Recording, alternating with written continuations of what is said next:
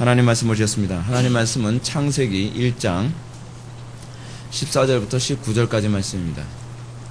하나님 말씀은 창세기 1장 14절로 19절까지의 말씀, 구약성경 1페이지입니다. 창세기 1장 14절부터 19절까지의 말씀 찾으셨으면 제가 봉독하겠습니다. 하나님이 가라사대 하늘의 궁창에 광명이 있어 주야를 나뉘게 하라. 또 그 광명으로 하여 징조와 사시와 일자와 연한이 이루라. 또 그 광명이 하늘의 궁창에 있어 땅에 비추라 하시고 그대로 되니라.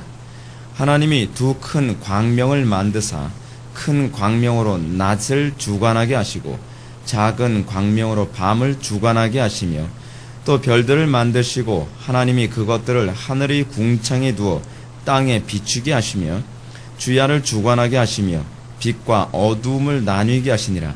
하나님이 보시기에 좋았더라. 저녁이 되며 아침이 되니 이는 넷째 날이니라. 아멘. 이 시간은 창세기 8번째 강의가 되었습니다. 밤과 낮을 주관하는 광명들이라는 제목으로 하나님 말씀 증거하도록 하겠습니다. 밤과 낮을 주관하는 광명들. 우리가 계속적으로 창세기에 하나님의 창조 사건들을 살펴보고 있습니다. 하나님께서 창조하신 이 사건들을 살펴보면서 우리는 인간의 존재가 어떤 존재인지, 그리고 하나님이 얼마나 위대한 존재인지를 깨닫게 됩니다. 우리가 이 창조의 사건에서 우리는 두 가지 중요한 사실을 깨닫게 됩니다. 첫 번째는 이 세상이 하나님의 은총 없이는 단 한순간도 존속할 수 없다는 사실입니다. 두 번째는 무엇입니까? 두 번째는 인간이 하나님의 창조 앞에서 얼마나 미미한 존재에 불과한가라고 하는 인간의 덧없음을 발견하게 됩니다. 우리가 하나님의 이 창조의 위대함, 그리고 하나님께서 이 모든 것을 다 주관하시고 섭리하시기 때문에 한순간도 하나님의 그 은혜와 섭리 없이는 우리의 생존이 불가능하다는 것을 발견하게 될 때에 우리는 시편 기자의 이 말씀을 우리가 좀 와닿게 이해할 수 있게 됩니다. 사람이 무엇이간데 주께서 저를 생각하시며 인자가 무엇이간데 주께서 저를 돌보시나이까. 여러분, 사람이 무엇이간데, 여러분, 우리가 하나님의 은혜를 받을 만한 자격이 있나요? 우리가 하나님의 돌보심을 받을 만한 자격이 있나요? 여러분, 이 시대를 바라보십시오. 하나님께서 정한 법칙과 규칙이라고 하면 무조건 다 깨뜨리는 재미로 살아가는 이 시대에 살아가는 것. 하나님이 도대체 뭐 때문에 이 세상을 계속 존속시키시는 것이죠? 하나님께서 무엇 때문에 이른 비와 늦은 비를 허락해 주시고, 무엇 때문에 하나님께서 이 세상이 이 얇은 이 지표 위에서 인간이 살아갈 수 있도록 주님께서 지진도 막아주시고, 그리고 홍수도 막아주시고, 그리고 하나님께서 화산 폭발도 막아주시면서 인간이 계속적으로 생존할 수 있도록 해주셔야 될 어떤 의무가 하나님에게 있나요? 하나님께서 얼마나 자비로우신지, 하나님의 오래 참으심이 얼마나 오래 참으시는지, 하나님께서 얼마나 긍휼이 많으신지를 우리가 알게 되어진다면 도대체 인간이 무엇이간데, 인간이 하나님의 은혜를 받을 만한 아무런 자격도 없는데 어찌하여 하나님께서 우리들에게 이렇게 놀라운 은혜를 베풀어 주시는가, 우리는 좀 생각을 좀 많이 해볼 필요성이 있습니다. 그럼에도 불구하고 여러분들, 사람들은 하나님을 경외하지 않습니다. 감사치도 않습니다. 이건 로마서 1장에 나오는 얘기죠.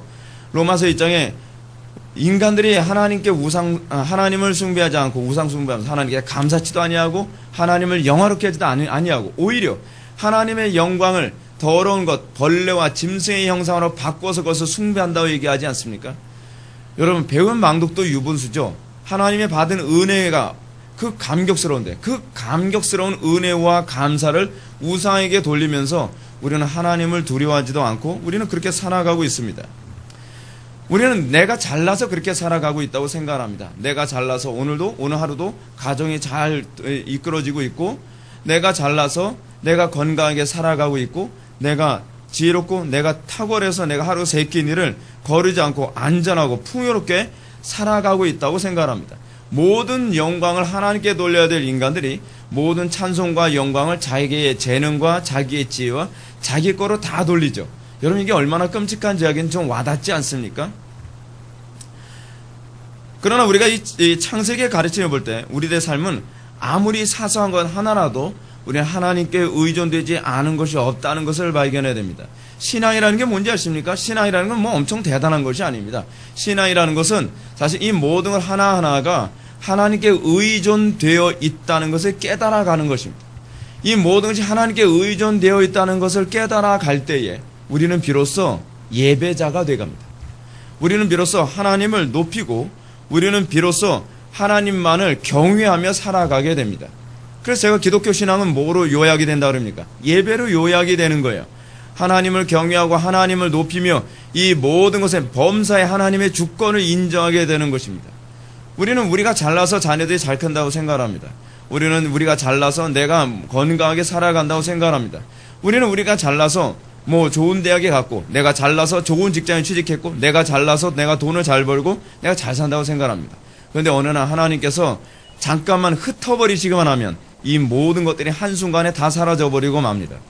인간은 비로소 이런 것이 내 주권으로 이루어지는 것이 아니고 내 힘으로 이루어지는 것이 아니라는 걸 깨닫게 되죠. 여러분 이거 깨닫게 돼야 비로소 이제 예배자가 되는 게 무엇인지 좀 알아가기 시작하는 것입니다. 우리가 오늘 접하게 되는 본문은 이러한 통일된 맥락 속에서 또 만나게 됩니다. 오늘 본문은 우리 인간이 하나님만 온전히 의지하고 하나님의 은총만을 바라보지 않고서는 결코 그 삶이 유지될 수 없다는 것을 우리에게 또다시 교훈해주고 있습니다. 14절과 15절의 말씀 다 같이 한번 읽어보시겠습니다. 시작. 하나님이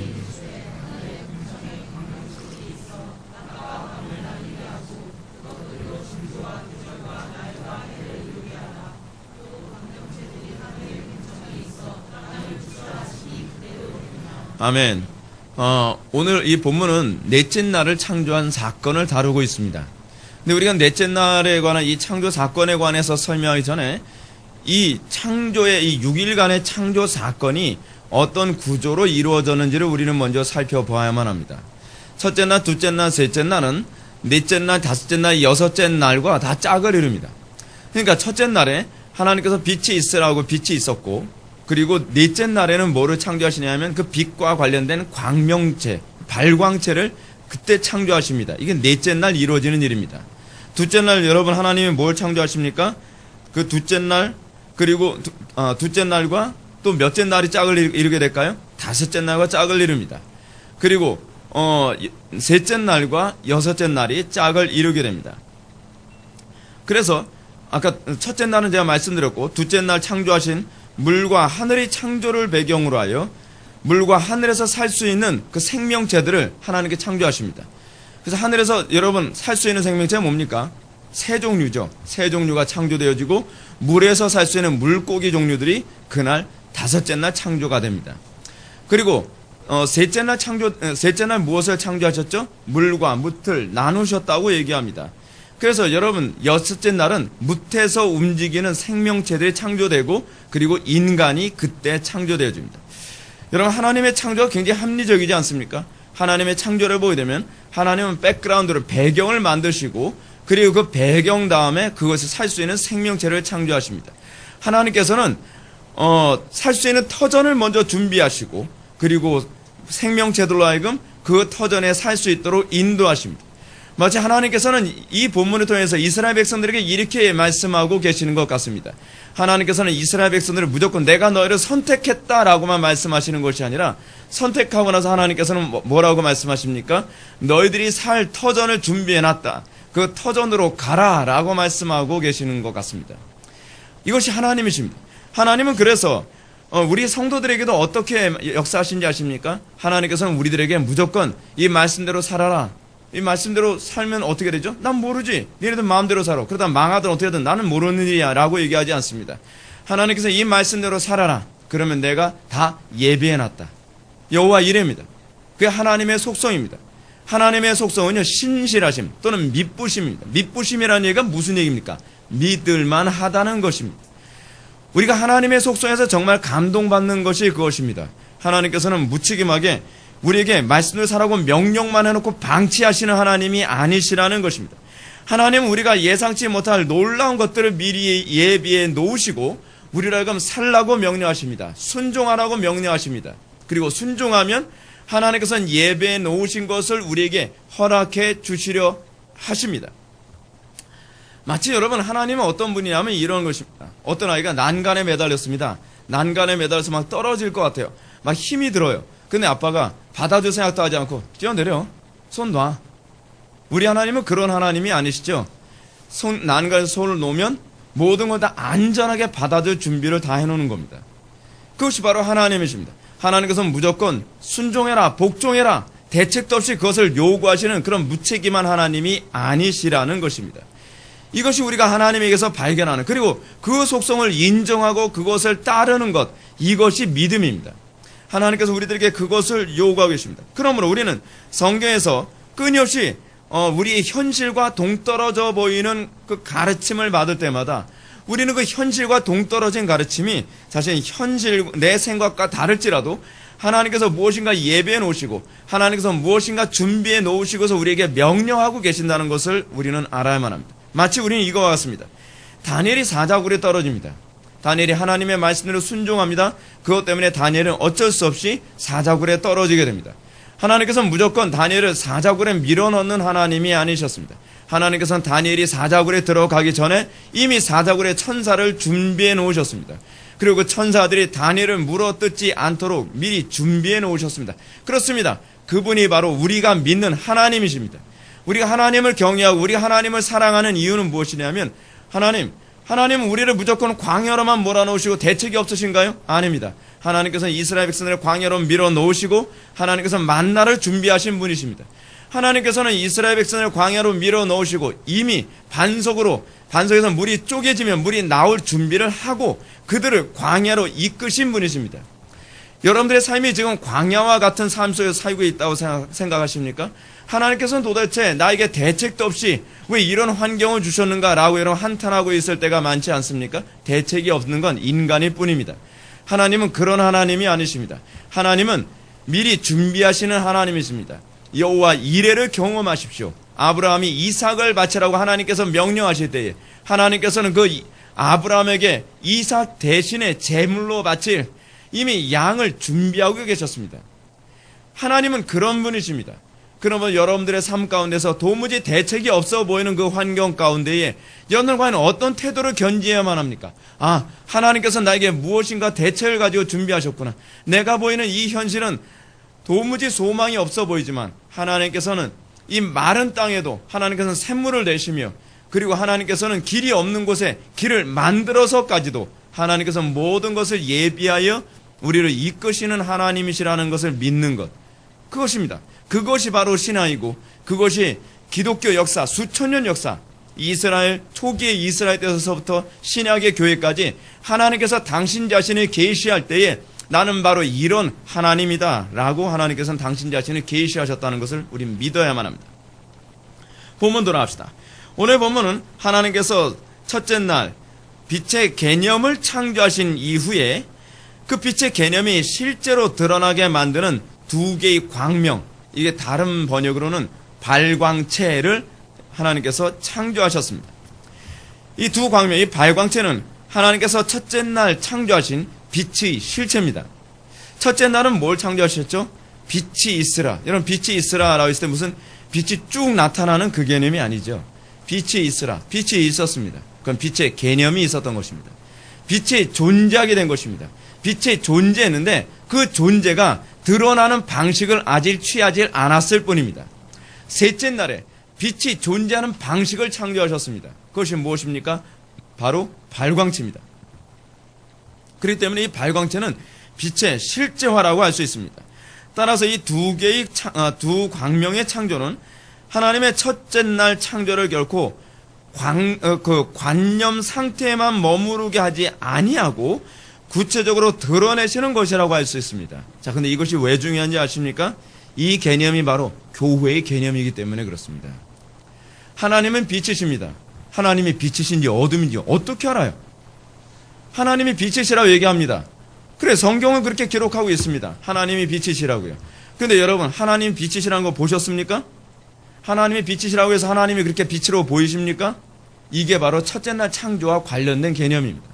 하나님은 빛이시라고 하지만 그 빛 대신 하나님 우리는 본 적이 없습니다. 첫째 날 창조에 대한 강해를 제가 말씀드렸던 것처럼 신약에 와서 여러분 오순절 이후에 새롭게 창조된 교회들은 이 세상의 빛이라고 얘기합니다. 근데 여러분 세상의 빛이라고 하는 교회는 사실 어떤 존재입니까? 사실 발광체라는 개념입니다. 진정한 빛은 하나님이십니다. 하나님은 당신 자신을 I am the light라고 얘기합니다. 나는 그 빛이다. 하나님만이 그 빛입니다. 근데 하나님께서는 교회를 보고 빛이라고 또 정의하십니다. 그 빛은 어떤 빛일까요? 빛을 드러내는 발광체로서의 빛입니다. 이 창조사건, 이 교회의 창조사건은 굉장히 독특한 개념인데 그것이 무엇이냐면 하나님의 빛 되심을 실제화시키는 것이 교회입니다. 여러분, 하나님의 빛됨은 교회를 통해서 세상에 표출되지 않으면 세상은 결코 하나님의 빛 되심을 인식할 수가 없습니다. 이 개념이 창세기 오늘 개념으로 그대로 나타나고 있습니다. 세상에 하나님께서 첫째 날 빛을 창조하셨습니다. 근데 그 빛이 과연 무엇입니까? 여러분 한번 생각해 보셨습니까? 빛이라는 걸 한 번도 본 적이 없어요. 빛이라는 걸 한 번도 본 적이 없는데 첫째 날 빛을 창조했다고 생각해 합시다. 그러면 그게 도대체 빛이라는 게 뭡니까? 근데 어느 날 발광체가 만들어졌습니다. 하늘에 해와 달이라고 하는 발광체가 만들어졌어요. 그것을 통해서 빛이 드러났습니다. 그럴 때 사람들은 아, 저게 빛이구나 라고 사람들은 알 수 있게 됩니다. 근데 여러분, 해와 달 자체가 빛은 아닙니다. 해와 달은 빛이 아니라 빛을 드러내는 수단입니다. 그것이 바로 교회입니다. 하나님만이 빛입니다. 교회가 빛은 아닙니다. 교회는 그 빛을 내는 발광체와 같습니다. 따라서 교회가 세상의 빛으로서 그 역할을 다하지 못하게 된다면 제 아무리 하나님이 빛이라고 한다 할지라도 그 하나님이 빛인지 어둠인지 어떤지 아무도 알 수가 없습니다. 그리고 빛이라고 하는 그 빛은 어떤 유형의 빛인지 우리는 알 수가 없는 것입니다. 어쩌면 사람들은 하나님이 빛이라고 얘기하지만 그 빛을 허구라고 얘기할 수도 있습니다. 실체는 없지만 이론만 있는 그런 존재라고 생각할 수도 있습니다. 그렇지 않습니까? 여러분 하나님이라고 하는 이론은 있습니다. 하나님이라고 하는 개념은 있다고 합시다. 근데 사람들은 그 개념을 실제로 보지 않으면 어떻게 되죠? 그거는 개념이야. 그냥 인간이 만들어낸 개념일 뿐이라니까 라고 말할 수 있는 것입니다. 이것이 오늘날 교회의 심각한 문제입니다. 오늘날 교회가 빛된 삶을 살지 못함으로 말미암아 이 세대가 하나님의 빛됨, 하나님의 사랑됨, 하나님의 진리됨을 관념으로 이해하기 시작합니다. 그것은 인간이 만들어낸 종교적 어떤 표출에 불과하다고 생각하고 있습니다. 오늘날 많은 사람들이 성경의 가르침을 따라 살지 않고 자기 소견대로 고안한 방법대로 살아감으로 말미암아 또 하나님의 빛됨에 대한 정의도 애매모호해지고 있습니다. 여러분 하나님이 빛입니다. 근데 어떤 빛이죠? 형광불입니까? 그렇지 않으면 백열등에서 나타나는 그 빛 같은 존재입니까? 여러분 보십시오. 하나님이 빛이라고 하는데 실제로 여러분들은 빛은 어떤 빛입니까? 하나님의 빛은요. 발광체에서 비춰지는 그런 빛입니까? 아니에요. 엄밀한 의미에서 소위 형광등이나 백열등이나 태양에서 나타나는 그 빛이라고 하는 것은 하나님의 존재의 속성에 대한 표현일 뿐이지 그것이 하나님을 얘기하는 건 아닙니다. 그것 자체가 하나님은 아니죠. 여러분 빛이 하나님이십니까? 아니죠. 하나님은 빛입니다라는 이 개념은 성립되지만 빛이 하나님이십니다라는 개념은 성립되지 않습니다. 이게 무슨 얘기냐면 하나님은 빛의 속성을 가지고 계시지만 빛이 하나님의 속성을 가지고 있는 건 아니라는 것입니다. 단지 빛은 하나님의 속성을 이해하게 만드는 것뿐이라는 거예요. 오늘날 우리 이 시대 교회가 빛됨을 증거하는 것은 바로 거기에서 중요한 문제를 가지고 있습니다. 오늘날 우리는 하나님의 빛됨의 속성을 드러내는 것은 우리가 하나님의 말씀대로 정확하게 살 때라야만 세상에 하나님은 이런 분이시구나 라고 정의할 수 있게 됩니다. 자, 오늘날 우리는 기독교가 어떻게 왜곡되어 버리고 말았죠? 우리는 불법을 용인해주고 그리고 우리는 동성애를 교회에서 다 수용해주며 그리고 교회 안에서 모든 죄악됨 다른 종교도 인정해주고 뭐 그런 것들을 수용해준 것을 관용주의, 우리는 이것을 선이라고 사람들에게 생각하게 만들었고 이것이 바로 빛이라고 생각하게 만들었습니다. 그러나 그 빛은 하나님을 설명하는 빛은 아닙니다. 하나님을 설명하는 빛을 정확하게 이해하려면 우리는 성경대로 살아가는 가운데 나타나는 빛됨이어야만 합니다. 의로 인하여 핍박을 받는 그 모습을 통해서 하나님은 저런 하나님이시구나 라고 하는 것을 우리는 발견해야 됩니다. 하나님의 말씀대로 사는 것 때문에 손해를 보고 하나님의 말씀대로 사는 것 때문에 억울함을 당하는 그런 모습들, 그리고 하나님의 말씀대로 사는 가운데 고난을 당해도 인내하는 모습들을 통해서 하나님의 빛됨이라고 하는 그 내용은 교회의 그런 모습을 통해 정확하게 설명되어지는 것입니다. 이런 차원에서 교회가 세상에 하나님의 빛을 발산하는 삶을 살도록 하기 위해 우리 주님이 하신 가장 중요한 사건이 무엇입니까? 그것은 교회를 예수 그리스도와 한몸 되게 하는 것입니다. 우리는 그냥 착한 것이 아닙니다. 우리는 도덕적인 존재가 되는 것이 아닙니다. 기독교란 그리스도와 연합하여 사는 것이고 그리스도의 향기를 드러냄으로써 소위 하나님의 빛되심이란 도덕적인 것을 의미하거나 어떤 종교적인 것을 의미하는 것이 아니라 그리스도 안에 나타난 하나님의 의의를 나타내는 것이라는 것을 우리는 보여주어야만 합니다. 다시 말해서 교회가 하나님의 본질인 빛됨을 세상에 알게 하는 방식은 교회들에게 억지로 추구하게 하신 것이 아닙니다. 교회가 그리스도와 연합할 때라야만, 교회가 그리스도 안에 들어갈 때라야만 비로소 그 빛됨의 그 실체가 드러나는 것입니다. 사도 바울의 중요한 명제가 있지 않습니까? 그리스도 안에. 또 하나의 명제가 있죠. 성령 안에.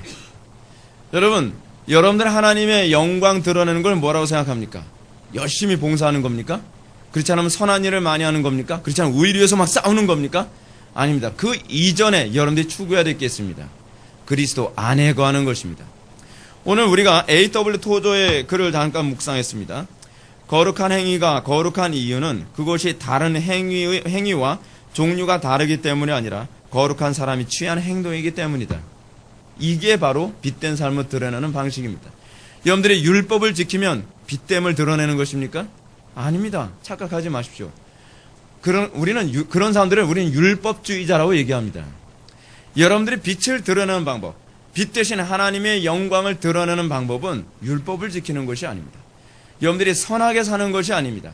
여러분들이 종교적인 열심을 내는 것이 아닙니다. 가장 필요한 것은 믿음으로 그리스도와 연합하고 믿음으로 여러분들이 성령 안에 거하는 것입니다. 하나님을 사랑하여 행하는 것, 그리스도 안에서 성령께서 우리 안에 거하심으로 그 성령이 우리에게 폭발적으로 뜨거운 열정과 사랑을 갖게 하셔서 그 사랑에 의해서 행하게 됐을 때 우리는 비로소 하나님의 영광을 드러낼 수 있게 되는 것입니다. 이것을 생략해버리면 여러분들이 아무리 도덕적인 선을 행할지라도, 여러분들이 아무리 율법을 정확하게 완수할지라도 여러분들이 갈 수 있는 한계는 율법주의자가 되는 것밖에는 더 이상 올라갈 수가 없습니다. 이런 차원에서 예수 그리스도의 성육신 사건은 교회가 빛을 발하는 발광체로서 어떤 삶을 살아야 되는지를 우리들에게 잘 보여주고 있습니다. 요한복음 14장 9절에서 빌립이 아버지를 보여달라고 얘기합니다. 그러자 예수님 뭐라 말씀하십니까? 나를 본 자는 아버지를 보았거늘 어찌하여 아버지를 보이라 하느냐. 여러분, 이것이 교회에게 할당된 개념 아닙니까? 많은 사람들이 여러분 빌립과 똑같은 질문을 교회에게 세상 사람들이 퍼버대고 있다는 건 알고 계십니까? 세상 사람들이 이렇게 얘기합니다. 하나님 보여줘봐. 그럼 우리가 하나님 믿겠어. 그랬을 때 우리는 어떻게 얘기를 하면 합니까? 교회를 본즉 하나님을 보았느니라 라고 우리는 얘기할 수 있어야만 합니다. 그렇습니다. 그것이 교회를 창조하신 목적입니다. 하나님께서는 교회를 통해서 하나님의 어떠하심을 보여주기를 원하십니다. 하나님은 아주 교회를 특별하게 창조하셨습니다. 그래서 교회로 하여금 요구하는 게 무엇입니까? 그리스도를 머리로 삼는 것입니다. 교회를 통해서 요구하시는 바가 무엇입니까? 그리스도의 지체가 되게 하는 것입니다. 그것을 통하여 하나님께서는 교회를 세상 사람들이 보고 그들이 교회의 모습을 통해 심판을 받고 또는 회개케 되기를 바라시는 것입니다. 그러므로 베드로는 이렇게까지 얘기합니다. 오직 너희는 택하신 족속이요 왕같은 제사장들이요 거룩한 나라 그의 소유된 백성이니 이는 너희를 어두운 데서 불러내요. 여러분들 어떻게 해요? 어두운 데서 불러내요 그의 기이한 빛에 들어가게 하신 자의 아름다운 덕을 뭐예요? 예, 선전케 하려 함이라. 하나님의 아름다운 덕을 선전하게 하기 위해서, 광고하게 하기 위해서, 사람들에게 드러내서 알리게 하기 위해서 우리를 구원하신 것입니다. 우린 자꾸 천국 가는 거에만 자꾸 관심을 갖고 빛된 삶에 아무런 관심을 갖지 않는데 그것은 뭔가 잘못돼도 한참 잘못된 것입니다. 제가 난예배 때도 여러분들한테 말씀드렸던 것처럼 신약의 교회가 어떻게 시작됐다고요? 시내산의 그 율법을 더 이상 돌비에 새기지 않고 하나님께 직접 각자의 마음에 하나님께서 친히 손가락으로 토라, 율법을 새기심으로 교회를 이루도록 하셨습니다. 그러므로 그들에게는 어떤 삶을 살고자 하는 본성이 생기냐면 주의 율법을 즐거워하며 그의 계명대로 살고 싶은 열망을 품게 하셨습니다. 이것을 통하여서 아버지를 드러내길 원하셨습니다. 왜요? 율법이 뭐예요? 하나님의 형상이에요. 하나님의 형상이란 율법이에요, 사실은요. 그러면 이제 우리는 다음 같은 질문을 던지게 됩니다. 왜 하나님은 교회가 세상에서 빛을 발산하는 삶을 살아야 하며 또 그 빛을 발산하는 삶을 통해 무엇을 추구하려 하신 것인가? 오늘 본문을 보면 그 부분에 대한 답이 나옵니다. 광명을 하늘에 있게 하신 목적이 14절 하반절과 15절에 세 가지로 나타납니다. 첫 번째 뭐냐 하면 낮과 밤의 주야의 구별이 있게 하심. 그렇죠? 두 번째, 광명을 창조하신 이유는 기상의 변화를 예측할 수 있는 징조와 사계절과 날과 해를 형성하기 위함. 그죠? 그래서 세 번째는 땅에 빛을 주기 위함입니다. 여러분, 이게 빛을 창조하신 목적이라는 거 알고 계십니까? 그러니까 광명을 창조하신 목적이라는 거 알고 계세요? 발광체를 창조하신 목적? 이런 광명체, 이 발광체의 창조 목적은 창세기를 접하는 1차적 수신자였던 이스라엘 백성들이 굉장히 충격적이었을 것임에 틀림이 없습니다. 왜냐하면 모세 당시의 고대 이스라엘 사람들은 이집트의 종교적, 문화적 영향을 받으며 자라왔기 때문에 해와 달과 별이 하는 발광체가 신이라고 생각했던 사람들이거든요. 그렇죠? 그래서 여러분 애굽의 태양신의 이름이 뭡니까? 라죠. 라. 한 글자 라. 근데 그들은 태양이 신이라고 생각을 했는데 지금 모세는 무엇이냐면 그것이 하나님께서 창조하신 태양이 아니라 발광체라고 얘기하는 겁니다. 왜 태양이라고 얘기하지 않았냐면 신이라고 착각을 할까봐 그런 거예요. 그래서 빛을 내는 발광체라는 표현을 사용한 거예요. 하나님께서는 발광체를 창조하셨다. 이렇게 얘기하는 겁니다. 그래서 그들은 태양의 변화나 달의 변화 또는 별의 변화를 그 고대 애굽 사람들이나 그처럼 출애굽한 이스라엘 사람들은 어떻게 해요? 신의 감정을 드러내는 것이라고 생각을 했어요. 그래서 예를 들면 일식이 일어나면 어떻게 생각합니까? 뭔가 태양신에게 뭔가 문제가 생겼다든지 태양신이 분노했다든지 그렇지 않으면 태양신이 어떤 다른 달의 신에게 뭔가 이렇게 억압을 받고 있다니 별압의 상상을 나오면서 완전히 소설을 쓰는 거죠. 그렇죠? 그러면서 그들은 그렇게 해석을 했습니다. 근거 있어요, 없어요? 없죠. 그걸 우린 뭐라고 표현한다고요? 미신이라고. 근거 없이 자기네들이 만들어내는 거예요. 아무런 근거가 없어요. 근데 이런 식의 개념이 전 세계에도 다 있습니다. 그래서 여러분 그리스 로마 신화에서는 하늘의 신의 이름이 뭐예요? 제우스 또는 주피터. 로마에서는 주피터라고 불렀죠. 그리고 달의 신은 뭐라면 다이아나, 그렇죠, 아프로디테, 여러 가지, 지혜의 신, 무슨 신, 막 나옵니다. 근데 그 사람들은 모든 사물 하나하나가 다 신일 거라고 생각하는 이 애니미즘 같은 것이 굉장히 많이 강해 있었죠. 근데 지금 모세는 뭐라 얘기하냐면 그 모든 것이 하나님의 피조물이다. 하나님의 창조물이다. 라고 얘기하는 것입니다. 근데 모세는 이 모든 발광체가 신이 아니라고 말할 뿐 아니라 이 모든 것이 신의 창조물이라고 말합니다. 그리고 그 신, 이 피조물들, 이 발광체들을 너희들이 생각하는 신이라고 생각하는 그 피조물을 창조한 그 신이 바로 창세기 2장으로 가면 누군지 가르쳐 줄 텐데 그분이 바로 여호와야 라고 얘기하는 거예요. 그래서 여러분 구약에서 자주 나오는 표현이 있죠. 여호와 외에는 신이 없다는 얘기예요. 이 표현이 자꾸 그래서 나오는 것입니다. 그러나 문제는 16절의 말씀입니다. 16절 보면 하나님이 두 큰 광명을 만드사라고 얘기하고 있다는 것입니다. 두 큰 광명을 만드셨어요. 그리 나서 뭐라고 했냐면 큰 광명으로 낯을 주관하게 하시고 작은 광명으로 밤을 주관하게 하셨다라고 했어요. 여러분 이거 별 문제 아닌 것 같죠? 이거 굉장히 심각한 문제예요. 주관했다라고 하는 이 히브리어 mem샬라라고 하는 이 표현은요 어떤 표현이냐 하면 통치한다는 얘기예요. 여러분 신이라고 이해하기 딱 좋은 표현 아닙니까? 해가 낯을 통치하고 달이 밤을 통치한다. 여러분, 여기에 인격적 요소가 가미되어 있는 것처럼 보입니다. 근데 왜 모세는 이런 표현을 사용했을까요? 왜 굳이 이렇게 혼란스러워 보이는 이런 표현을 사용했을까요? 분명한 이유가 있어요.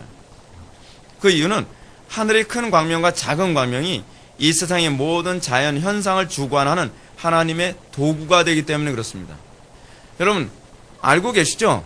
해와 달에 의해서 이 땅에 있는 모든 피조물들이 주관되어집니다. 해와 달의 이 빛의 정도에 따라서요, 식물이 죽기도 하고 살기도 하고 그럽니다. 하나님께서 이 세상의 모든 것을, 이 피조물들의 생존을 주관하시는 방법이 이 두 개의 광명체를 사용하심으로, 이 두 개를 수단으로 사용하심으로 그 일이 이루어지고 있다는 것입니다. 그리고 더 나아가, 이 더 중요한 얘기가 여기 나오는데, 인간이 비록 지상의 모든 것을 다스리고 정복하는 하나님의 대리 통치자로 권위를 위임받았지만 그 권위는 하늘의 해와 달과 별을 좌우할 수 있는 권위가 아니라는 것입니다. 우리는 자꾸 착각을 하잖아요. 하나님의 주권을 우리가 받았으니까, 하나님의 형상대로 창조됐으니까 하나님께서 정하신 질서를 위반해서도 우리 마음대로 모든 걸 다 움직일 수 있을 거라고 생각하지 않습니까? 근데 그렇지 않아요. 하나님께서 정하신 자연의 질서, 그렇죠? 해와 달이 뜨는 그 모든 계절들, 그것에 순응할 때라야만 이 피조물들을 통치할 수 있어요. 여러분, 우리 마음대로 아무 때나 꽃이 피게 할 수가 없어요. 우리 마음대로 계절과 관계없이 하나님의 통치를 구현할 수 없다는 거예요. 하나님의 통치를 구현하는 유일한 방법이 무엇이냐면 하나님께서 정하신 자연의 질서를 거의 순응하며 따라가면서, 그래서 풍요를 경험할 수 있고, 그래서 모든 것을 다 지속시킬 수 있는 것입니다. 이것을 불신자들은 어떤 방식으로 이해합니까? 인간이 이 세상에서 풍요롭고 어려운 삶 없이 살기 위해서는 자연의 섭리를 잘 순응해야 된다는 거 아닙니까? 여러분, 이건 일반 은총적으로도 안 믿는 사람들 아는 지혜입니다. 따라서 인간이 하나님의 대리 통치자라고 해서 계절과 관계없이 식물을 경작할 수 있는 게 아닙니다. 밤과 낮을 염두에 두지 않고 아무 때나 수면을 취하는 것도 옳지가 않습니다. 비 오는 시기와 비 오지 않는 시기를 염두에 두지 않고 아무 때나 농사를 진다고 되지가 않습니다. 농사 잘 짓는 방법이 뭐죠? 시기를 잘 하는 겁니다. 이것이 인간의 권한이 아니라는 거예요. 인간은 하나님의 대리 통치자로서 세상에 창조되었지만 그렇다고 해서 우리는 자연과 관계없이 모든 걸 통치할 수 있는 것이 아닙니다. 그래서 여러분, 소위 서약은 어떻습니까? 자연을 연구하죠. 모든 걸 통치해서 어떻게 해요? 자연의 순리와 자연의 법칙을 연구해서 그것을 적용해서 이 피조물들을 다스리고 정복합니다. 그것이 바로 하나님께서 정한 방식이에요. 하나님께서 정하시는 법칙, 하나님께서 정하시는 원리를 무시하며 이 세상의 것이 돌아가지 않도록 하셨다는 것입니다.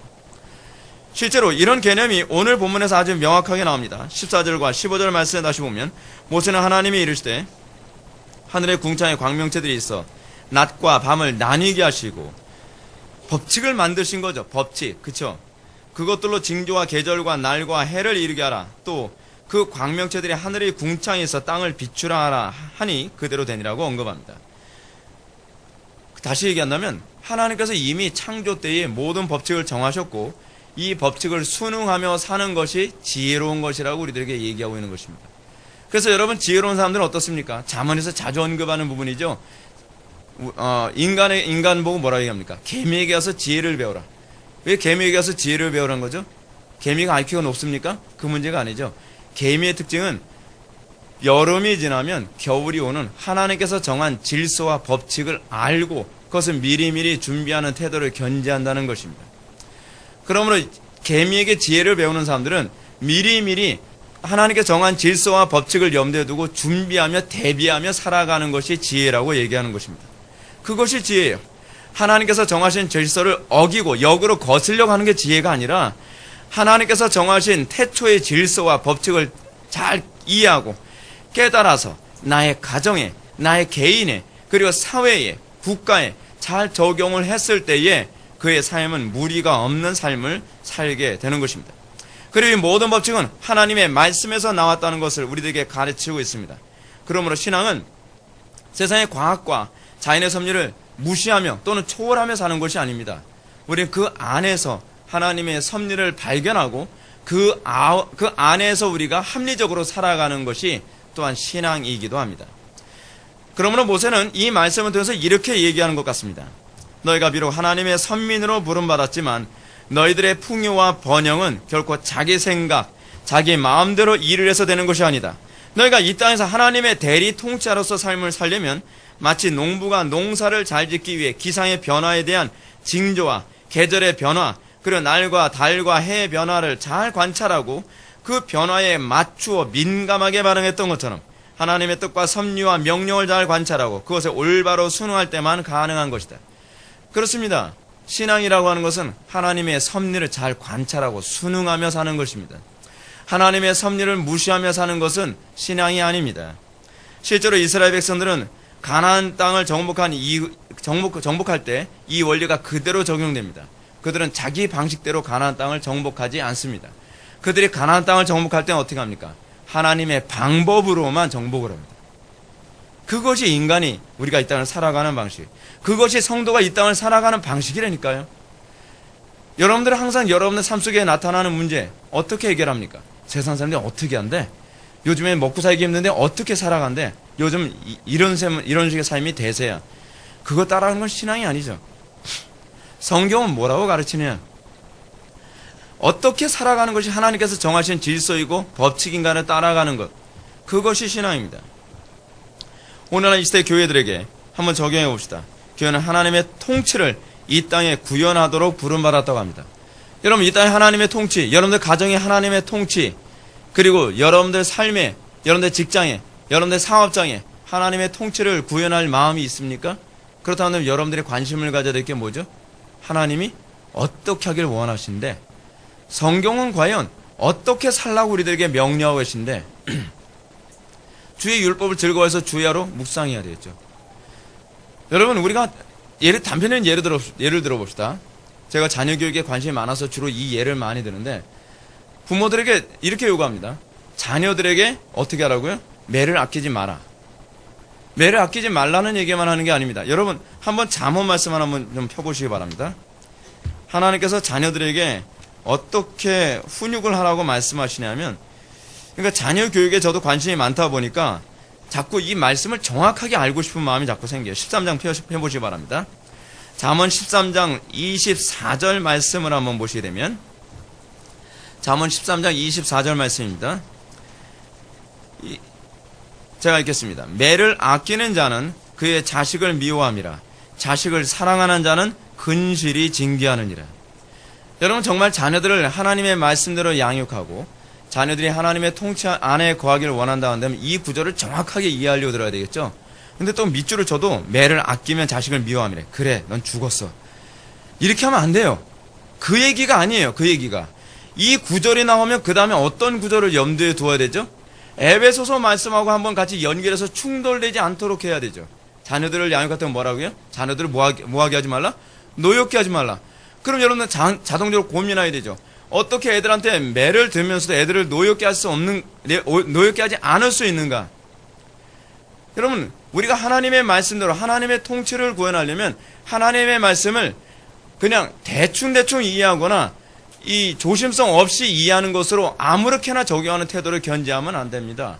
정확하게 하나님의 의정을 정확하게 알고 적용하려 들어야 되는 것이죠. 그 또 하나 봅시다. 자식을 사랑하는 자는, 첫 번째는 여러분 이게 대조를 이루는 거거든요. 매를 아끼는 건 자식을 미워하는 것이고, 자식을 사랑하는 것은 어떻게 하는 것인가? 근실이 징계하는 것이다. 그럼 이 근실이라는 말을 여러분도 정확히 알고 싶지 않습니까? 이 근실이, 그리고 징계라고 하는 이 두 개의 단어. 여러분, NIV 성경 여러분 잘 보시면 아시겠지만, NIV 성경 좀 더 이렇게 잘 이렇게 표현해주고 있습니다. 근실이라고 하는 말은요, 엄격히 또는 꼼꼼이란 얘기예요. 대충 자녀를 양육하는 사람은요, 자녀를 사랑하는 게 아니라는 표현이기도 해요. 여러분들이 정말 자녀를 사랑한다면 TV 프로 하나하나 보는 것까지, 애들이 보는 책 하나하나까지, 애들이 생활하는 즐기고 있는 게임 하나하나까지 다 꼼꼼히 살펴서 어떻게 해요? 징계라고 하는 말이 NIV 성경에서는 뭐라고 표현하냐면 다 적절한 표현인데 discipline이에요. discipline. 훈련시키는 거예요. 트레이닝 시키는 거예요. 여러분, 우리가 하나님의 통치를 구현한다는 거예요. 미심이 나면 되는 겁니까? 기도를 많이 했으니까 애가 알아서 잘 커주겠지. 그거는 미신이에요. 성경 그렇게 얘기하지 않아요. 우리가 하나님의 통치를 정확하게 정말 하나님의 통치를 정말 구현하기 원한다고 한다면 우리는 하나님께서 정하신 질서와 법, 그리고 하나님께서 원하시는 방식을 정확하게 이해하려고 들어야 돼요. 우리는 꼼꼼해져야만 합니다. 자녀들의 모든 면에 있어서 귀찮아요, 여러분. 사실 자녀를 바르게 꼼꼼하게 양육한다는 건요, 얼마나 힘든지 모릅니다. 근데 그것이 사랑이라고 얘기하고 있는 거예요, 잠언에서는요. 사랑해야만 자녀에게 꼼꼼해진다는 거예요. 사랑해야만 아이들 하나하나에 대해서 관심과 사랑을 품게 되고, 그러면서 훈련을 시킨다는 거예요. 여러분, 훈련시킨다는 건 쉽지 않죠. 하나의 좋은 습관이 생길 때까지 부모는 끊임없이 인내해야 되고, 끊임없이 아이들을 위해서 기도해줘야 되고, 또 독려해야만 합니다. 여러분, 우리가 성경이 가르치는 바가 그겁니다. 하나님의 통치를 구하는, 교회는 바로 그런 태도를 견지해야만 해요. 또 다른 거 하나만 예를 들어 볼까요? 여러분, 우리가 믿음이 있으니까 우린 기도만 많이 하고 우리는 이제 농사가 잘 되길 기대하면 됩니까? 여러분, 믿음이 좋은 사람일수록 어떻게 되죠? 하나님께서 이른 비와 늦은 비를 때를 따라 내려주실 것을 믿고서 하나님께서 정하신 질서에 맞춰서 씨를 뿌리는 겁니다. 씨를 뿌리고 이제 씨 뿌렸으니까 이제 하나님께서 잘 되게 해주시겠지. 맨날 기도만 해요. 그겁니까? 아니에요. 하나님께서 정하신 질서와 법칙이 있어요. 그럼 뭐 해야 되죠? 때가 되면 씨를 뿌렸으니까 뭐예요? 피도 뽑아주고, 그리고 자기 농작물을 끊임없이 관리해주고, 끊임없이 관심을 갖는 것이죠. 그러면서 우리는 맨 마지막에 어떻게 하는 겁니까? 결과를 하나님께 맡기는 것입니다. 최선을 다하는 게 신앙이지, 게으름을 여러분, 합리화시킬 수 있는 근거로 이렇게 삼으면 안 됩니다. 기독교인들은요, 어떤 존재냐면 부지런한 사람들로 규정되어집니다.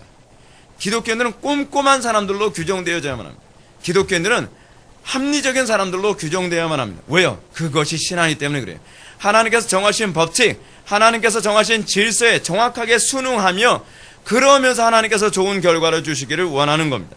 시편 기자의 말처럼 울며 씨를 뿌리러 나가는 자는, 여러분, 울며 씨를 뿌린다는 것은 정말 정확하게 하나님 말씀을 살아간다는 것과 관련된 표현이거든요.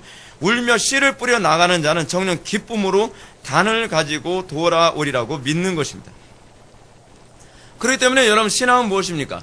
하나님께서 좁은 문을 통과해야만 신앙이다라고 얘기한다면 그 부분에 있어서 좁은 문을 통과해야 한다라고 생각을 해야만 합니다. 그것이 신앙입니다. 그것을 인정하는 겁니다. 만약 교회가 하나님께서 정하신 법과 질서를 무시하면서 그래도 난 믿음이 있어 라고 얘기한다면 그것은 믿음이 아닌 것이죠. 그러나 우리가 여기서 무엇보다도 하늘의 두 광명, 즉 해와 달을 창조하신 하나님의 목적에 좀 더 구체적으로 살펴볼 필요성이 있습니다. 목적이 세 가지로 나타난다 그랬죠. 첫 번째 뭐예요? 낮과 밤을 구별하는 것. 두 번째 뭐라 그랬죠? 그 광명으로 하여 기상의 변화를 예측할 수 있는 징조와 계절과 날과 해를 형성하기 위함. 그럼 마지막 셋째는 뭡니까? 땅에 빛을 주기 위함입니다. 이걸 다이렉트로 한번 적용해 볼까요? 교회의 역할입니다, 여러분. 교회에게 이것을 하나님께서 기대하고 계시는 것입니다. 이것이 1차적으로는 이스라엘에게 기대했던 바입니다. 제가 일일이 다 말씀드릴 수 없지만 이 부분이 사실 구약성에서 자주 나옵니다. 이스라엘 백성들이 이 역할을 하지 아니했기 때문에 하나님께서 너희들이 빛이 아니라고 얘기하는 거예요. 하나님께서 소위 광명된 존재로서 교회에게 기대했던 첫 번째 것이 뭐냐면 낮과 밤의 구별이 있도록 하기 위해서 우리를 교회로 부르신 것입니다. 낮과 밤의 구별이 있게 하셨다는 얘기가 무슨 얘기일까요? 하나님께서 교회를 세우신 이유는 참 여러분, 요즘 이것 때문에 교회가 욕을 많이 먹는데 어쩔 수 없어요. 이게 교회의 역할이니까요. 교회의 1차적 목적은 뭐냐면 참과 거짓을 구분하는 거예요. 그리스도와 벨리알을 구별하는 거예요. 그리고 빛과 어둠을 구별하는 거예요. 참신앙과 거짓신앙을 구별하는 거예요. 여러분, 이게 교회의 첫 번째 역할이라는 거 여러분 알고 계십니까? 우리는 간혹가다 이렇게 얘기해 줬으면 좋겠죠. 교회 안에 위선적인 신자가 있어도 덮어주길 바라죠. 그리고 뭔가 좀 잘못해서 은혜로 합시다. 얼렁뚱땅 불법도 막 넘어가는 것이 이것이 신앙이라고 생각하는, 소위 죄에 대해서 관용해 주는 것이 신앙이라고 생각을 하죠. 예배 시간에 늦은 사람 징계하지 않고 예배 시간에 늦을 수도 있지, 그냥 수용해 주는 것, 여러분 이게 기독교 신앙이라고 생각하는 경향이 많이 있지요. 교회 안에서 조금 불법을 행하고 좀 죄를 행해도 그거 그럴 수도 있지, 덮어주는 것이 기독교요. 그것이 교회라고 생각하는 경향이 굉장히 많이 있죠. 틀렸습니다. 교회의 첫 번째 역할은 사람들이 좋아하든 싫어하든 빛과 어둠을 구별하는 것이고 그리스도와 벨리알을 구별하는 것이고 참과 거짓을 구별하는 것입니다. 오늘날 개혁교회에 대해서 사람들이 싫어하는 이유가 무엇이냐 하십니까? 개혁교회는 이것이 진리이고 이것이 거짓이다라고 하는 것을 구별하는 것에 굉장히 관심이 많습니다. 근데 여러분, 그것이 원래 교회가 존재하도록 막 주어지는 목적입니다. 왜 그럴까요? 이것을 통해서 교회는 기준을 잡아가는 것입니다. 교회가 기준을 안 잡으면 여러분, 오늘날 많은 사람들이 고민하는 게 그거 아닙니까? 여러분들은 본성적으로 알고 있습니다. 참된 가정의 기준이 무엇인지 여러분들은 스탠다드가 있을 거라고 여러분 믿습니다. 근데 여러분들이 발견하지 못하니까 혼란스러워하는 거 아닙니까? 그걸 교회 가야 돼요. 성경이 얘기하는 참된 교회의 스탠다드가 무엇인지를 교회가 제공하는 거예요. 교회가 그래서 진리의 기둥과 터라는 얘기가 이거와 관련된 표현이에요. 교회는 진리의 기둥과 터의 역할을 해야 돼요. 참된 인간됨의 기준을 잡아줘야 되죠. 그렇죠? 교회는 이것이 죄고 이것이 선이라는 것의 기준을 잡아줄 수 있어야만 합니다. 이것이 경건이고 이것이 불경건이라는 기준을 잡아줄 수 있어야만 합니다. 근데 요즘 시대는 어떻습니까? 원체 세상이 악하니까 그냥 얼렁뚱땅 이 죄라고 너무 그렇게 따지지 말고 그냥 넘어가자 얘기합니다. 그래서 불륜을 자꾸 뭐라고 해? 로맨스야. 서로 사랑하는데 뭐 나만 애인인 줄 알아? 내 와이프도 애인 있어. 서로 합의 봤다니까. 그럼 된 거 아니야? 코미디죠, 코미디. 교회가 기준을 버리니까 이런 일이 자꾸 생기는 겁니다. 불법과 폭력을 정의로 자꾸 사람들한테 설득시키려 합니다. 여자끼리 살아도 가정이라고 얘기하고 남자끼리 살아도 가정이라고 자꾸 사람들이 얘기합니다. 왜 자꾸 이런 얘기가 나오죠? 기준을 잃어버리니까 나타나는 현상이에요. 교회까지 기준을 버리면 안 되죠. 근데 교회는 어떻습니까? 화려한 쇼와 선물 공사하면서 그 사람들 막 끌어들이고 그리고 짧게 영접기도 하면 그 사람들 예수 믿었다라고 막 그냥 인정해 주자는 거예요. 그리고 그렇게 해서 많은 사람들이 모이면 뭐라 그래요? 우리 교회 부흥했다는 거예요. 그 부흥이 아니에요. 제가 용어에 굉장히 관심이 많은 이유가 뭐냐면 용어의 혼란을 통해서 기준이 다 무너지거든요. 학교 가다 이제 어떤 분이 이렇게 교회 많이 부흥했죠? 그럼 아니 교회 조금 성장했어요. 이렇게 얘기해요. 성장이지 부흥이 아니에요. 부흥은 그게 아니에요. 부흥은 발칵 뒤집히는 거예요. 부흥은 개혁하고 오히려 더 맞는 부분이에요. 근데 우리는 거짓되고 사람들을 막 미혹을 하듯이 해서 끌어모은 걸 부흥이라고 자꾸 얘기합니다. 뿐만 아니라 강단에서 코미디나 신비적 황홀경 또는 음악을 통한 감동을 은혜 받았다라고 자꾸 얘기해요. 그럼 제가 그러죠. 그 은혜 받은 거 아니라고 감동받은 거예요. 감동받은 거. 그래서 옳고 그런 걸 자꾸 구분해 줘야 돼요. 여러분 왜 교회에 그 여자들이 많은지 아십니까? 대부분의 교회에서요. 우리 교회는 좀 안 그렇지만 이유가 있어요. 왜냐하면 자꾸 감정적이거든요. 그건 남자들은 적응 잘 못해요. 남자들은 눈물이 안 나오니까 나는 신앙이 없나 봐 그러는 거예요. 뭐 앞에서 막 찬양 인도하고 뭐 앞에서 막 1,000,000원짜리 막 신디세이저 막 눌러대고 막 의리의리하게 막 그러고 앞에서 막 자매들 막 발레하고 막 그러고 막 그런 사람들이 막 감동받아서 눈물 흘리고 나면 야 나는 은혜 받았나 봐. 은혜 아닙니다. 속은 겁니다. 그러니까 감동받은 것이고 감동을 통해서 속인 겁니다. 그러나 교회가 말씀으로 돌아오면 항상 뭐가 나오냐면 참과 거짓, 그리스도와 벨리알, 그리고 참믿음과 거짓 믿음이 자꾸 구분을 추구하게 됩니다. 불편하죠. 어떤 사람이 불편합니까? 거짓 속에 숨어있는 위선자들이 불편해지는 것이고 그리고 불법을 아무렇게나 저지르는 사람들이 불편해지기 시작하는 것이지요. 여러분, 신앙이란 거기서부터 출발해야만 합니다. 이것이 바로 빛된 역할의 첫 번째입니다. 그렇기 때문에 교회가 이런 빛된 역할을 감당하게 되면 핍박을 받게 되는 거예요. 예수님이 오셔서 왜 핍박받았는지 아십니까? 예수님이 하신 일이 첫 번째부터 그거였거든요. 빛과 어둠을 구분하는 것이에요. 위선자와 참된 신자를 구분하는 거예요. 그리고 옳고 그름을 구분하는 거예요. 그리고 이 외식과 그러니까 형식적 이 전통주의자들과 성경이 얘기하는 그 모세의 가르침을 정확하게 구분하는 거예요. 그것 때문에 예수님이 핍박을 받은 것이죠. 오늘날 교회가 그것 때문에 핍박을 받는다고 한다면, 그것 때문에 사람들한테 손가락질을 받고 어려움을 당한다고 한다면 정당한 것이며, 의로 인하여 핍박받는 자는 복이 있나니 천국이 저희 것이며 라는 선언을 듣게 될 것을 믿으시기 바랍니다. 두 번째, 하나님께서 이 광명체를 창조하신 목적을 뭐라고 얘기합니까? 그 광명으로 인하여 기상의 변화를 예측할 수 있는 징조와 사계절과 날과 해를 형성하기 위한 것입니다. 교회의 역할이 그거라는 거 아십니까? 교회는요, 징조를 드러내는 것입니다. 교회의 모습을 통해서 교회는 선지자적 역할을 감당하는 것입니다. 하나님의 뜻을 증거하는 것입니다. 근데 어떻습니까? 교회가 세상보다 하나님의 뜻에 더 둔감해요. 세상은 교회를 걱정하는데 교회는 교회를 걱정을 안 해요. 야, 이거 문제가 많죠. 우리 교회가 세상을 걱정해야 되는데 세상이 교회를 걱정해 준다니까요. 교회가 세상을 분별하고 세상을 판단해야 되는데 세상이 교회를 판단하고 있어요. 그럼 사도 바울이 고린도전서 5장에서 뭐라고 얘기합니까? 너희가 세상을 판단하는 존재가 아니냐. 근데 너희가 세상의 법정에 나가서 세상 사람들에게 판단을 받느냐라고 얘기하고 있습니다. 이거 교회가 심각한 겁니다.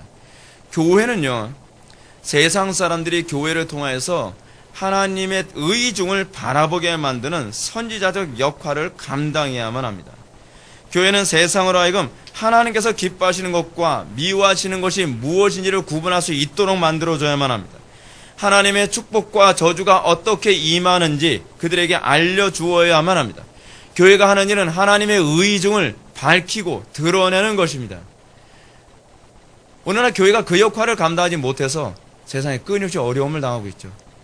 여러분, 우리 교회부터도 끊임없이 여러분 그 일에 힘써야만 합니다. 무엇이 옳은가? 직장 생활하면서 여러분 그런 거 해야 되는 거 아닙니까? 무엇이 옳은가? 그렇지 않으면 어떻게 되는가? 우리는 이거에 대해서 관심을 가져야만 합니다. 마지막 세 번째로 하나님께서 세상에 발광체로서 교회를 세우신 목적이 무엇인가? 땅에 빛을 주기 위함입니다. 이것이 가장 궁극적 목적입니다. 하나님께서 이 땅에 빛을 주기 위해서 이 소위 발광체를 창조하셨습니다. 여러분 놀랍지 않습니까? 여러분 발광체 자체가 빛은 아니라 했죠. 발광체가 하는 일이 뭐예요? 빛을 수요하는 역할을 해요. 빛이 누구시라고요? 하나님이시잖아요. 하나님만 빛이에요. 교회는 사실 엄밀한 의미에서는 빛이 아니에요. 발광체일 뿐이에요. 근데 그 빛된 교회가 세상에 빛을 수요하는 역할을 해요. 하나님을 주는 역할을 한다는 거예요. 교회가 교회의 역할을 감당함으로 말미암아 그래서 세상이 생존을 유지하죠. 여러분, 이 일반 계시적 관점에서 봤을 때 하늘의 태양이 빛을 주지 않으면 자연 만물은 다 죽는 거예요. 빛이 생명인 이유는 하나님의 속성과 관련을 맺고 있어요. 빛을 줌으로 말미암아 이 식물들이 자라죠. 여러분, 사람들은 빛 없어도 살 수 있습니까? 동물들도 빛이 있어야 살아요. 모든 피조물들은 다 빛에 의존되어 있다 그랬죠.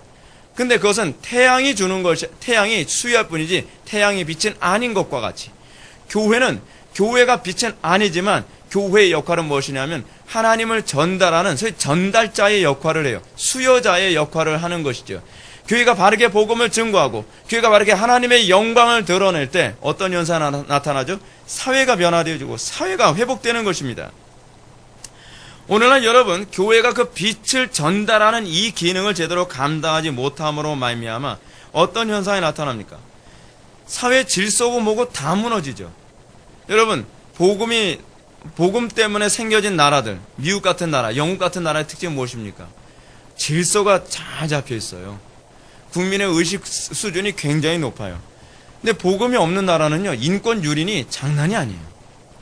여러분, 중국 같은 나라 급성장했지만 여러분 그 나라 얼마나 끔찍한 나라인지 알고 계십니까? 얼마나 인권이 얼마나 쉽게 말살되는 나라인지 알고 있습니까? 복음 없이 부강해지기만 한 나라들은요, 복음과 아울러서 부강해진 나라하고는 완전히 다릅니다. 완전히 달라요. 교회가 그 빛을 전달하는 역할을 감당하면 세상이 그 생명을 유지하는 원동력을 얻게 됩니다. 교회는 빛의 역할을 통해서 불법이 가득한 곳에 정의가 왕노릇하게 만들고, 인권이 말살된 곳에 인권을 회복시키고, 질서가 무너진 곳에 질서를 회복시키며 파괴된 가정을 회복시키고 절망이 있는 곳에 소망을 주게 됩니다. 이것을 통해서 이 세상은 하나님의 진노로 멸망하지 않고 생존이 유지되는 것이죠. 근데 교회가 더 이상 빛을 드러내지 못하게 되어진다면 이 상태가 심각해지는 겁니다. 상태가 심각해지는 거예요. 이것은 나중엔 국가의 존망과도 관련을 맺게 됩니다. 오늘날 이 시대 교회들은 이런 교회의 역할을 제대로 인지하지 못하고 있습니다. 교회 역할을 자꾸 뭐라고 생각합니까? 예수 믿고 천당 가는 거라 자꾸. 여러분, 이거 굉장히 잘못된 복음이에요. 교회의 역할은 그게 아닙니다. 오늘날 교회는 복음을 뒤로 팽개치고 사회 활동에 힘쓰는 것이 교회의 역할을 생각합니다. 여러분, 그게 빛된 역할이 아니에요. 그게 소금의 역할이 아니라니까요.